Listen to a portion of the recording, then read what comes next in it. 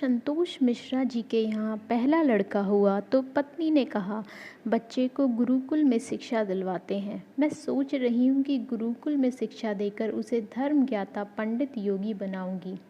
संतोष जी ने पत्नी से कहा, पंडिताय पूर्ण योगी बनाकर इसे भूखा मारना है क्या? मैं इसे बड़ा अफसर बनाऊंगा ताकि दुनिया में एक कामयाबी वाला इंसान बने। संतोष जी सरकारी बैंक में मैनेजर के पद पे थे।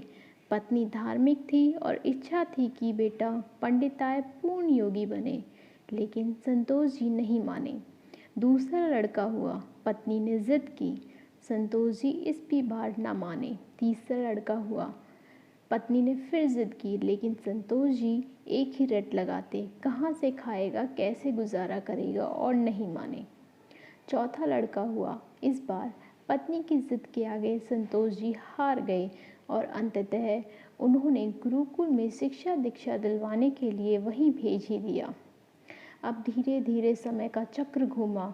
अब वो दिन आ गया जब बच्चे अपने पैरों पे मजबूती से खड़े हो गए। पहले तीनों लड़कों ने मेहनत से सरकारी नौकरियां हासिल कर ली। पहला लड़का डॉक्टर, दूसरा बैंक मैनेजर, तीसरा गवर्नमेंट कंपनी में जॉब करने लगा।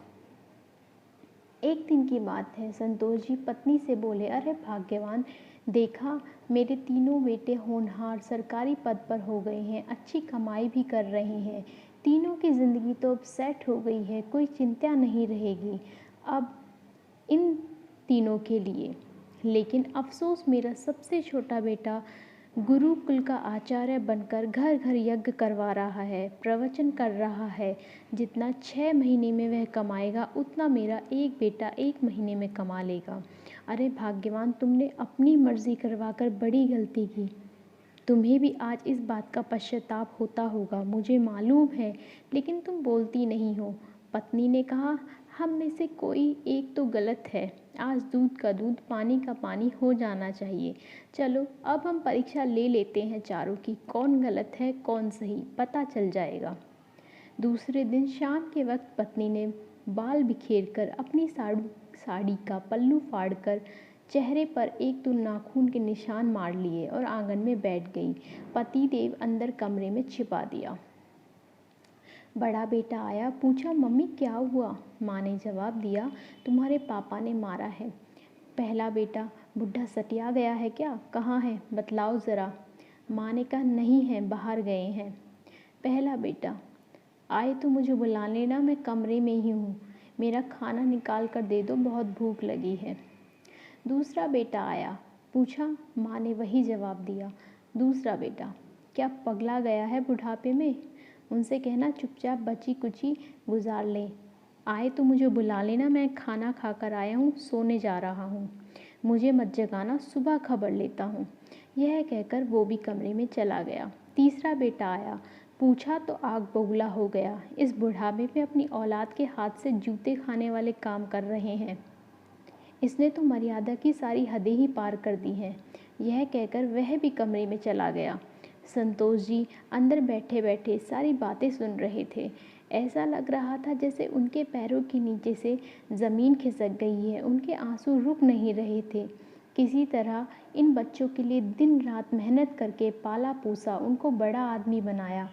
इतनी तमाम गलतियां जो उन्होंने नज़रअंदाज करके उन्हें आगे बढ़ाया, और ये ऐसा बर्ताव अब तो बर्दाश्त ही नहीं हो रहा था। इतने में चौथा बेटा आया, ओम ओम करते हुए अंदर आया। माँ को इस हाल में देखा तो भागते हुए आया और पूछा। माँ ने अब गंदे गंदे शब्द में अपने पति को बुरा भला कहना शुरू किया। चौथे बेटे ने माँ का हाथ पकड़कर समझाया कि माँ, आप पिताजी की प्राण हो, वो आपके बिना अधूरे हैं। अगर पिताजी ने आपको कुछ कह भी दिया तो क्या हुआ? मैंने पिताजी को आज तक आपसे बदतमीज़ी से बात करते हुए नहीं देखा। वो आपसे हमेशा प्रेम से बातें करते थे। जिन्होंने इतनी सारी खुशियाँ दी आज नाराज़गी से पेश आए तो क्या हुआ? हो सकता है आज उनके पास किसी बात को लेकर चिंता रही होगी।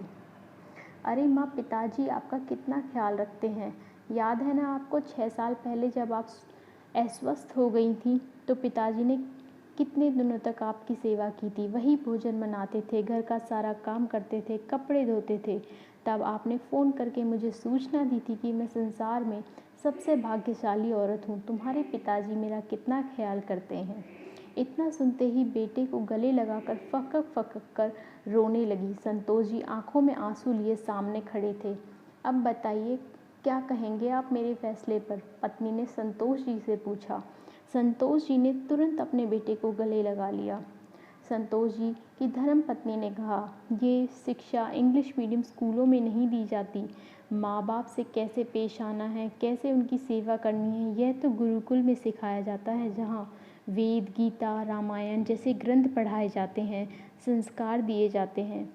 अब संतोष जी को एहसास हुआ, जिन बच्चों पर लाखों खर्च करके डिग्रियां दिलवाई वे सब जाली निकले। असल में ज्ञानी तो वो बच्चे हैं जिन्हें ज़मीन पर बैठकर पढ़ा। मैं कितना बड़ा नासमझ था। फिर दिल से एक आवाज़ निकली, काश मैंने चारों बेटों को गुरुकुल में शिक्षा दे दी होती। मातृमान पितृमान आचार्यवान पुरुषोदेव वेद है। सदैव प्रसन्न रहिए और जो प्राप्त है वही पर्याप्त है। धन्यवाद।